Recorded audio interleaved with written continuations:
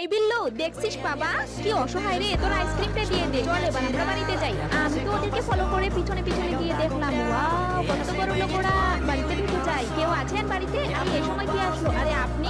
আমার খুব ক্ষুধা লেগেছে, আমাকে কিছু খেতে দিবেন? হ্যাঁ হ্যাঁ তুমি খেতে পারো। আরে সে কি সব খেয়ে নিল লাক্ষুসের মতো। ও বুঝেছি, অসহায় তো তাই ওকে আমাদের বাড়িতে আসতে থাকতে দিব। বন্ধুরা তারপর কি হলো সেটা দেখার আগে তোমরা যদি এই ছবিটিকে মন থেকে ভালোবাসো তাহলে ভিডিওতে লাইক করে চ্যানেলটিকে সাবস্ক্রাইব করে দাও আর কমেন্টসে তোমার সুন্দর নামটি লিখে ফেলো। এই তুই আমার পিছনে পিছনে আসছিস কেন? সরে যা আমার পথের কাটা। সে কি আমাকে আমার বাড়ি থেকে বের করে দিয়েছে আর বাবা ওনাকে কত ভালোবাসছে। আরে এ কি সব টাকা চুরি করে নিয়ে কোথায় যাচ্ছে? এই তুই দেখে ফেলেছিস? দাঁড়া, তোকে এখানে কপি করে রেখে দেবো। বলছে মর মাইক যাচ্ছিস ভিতরে।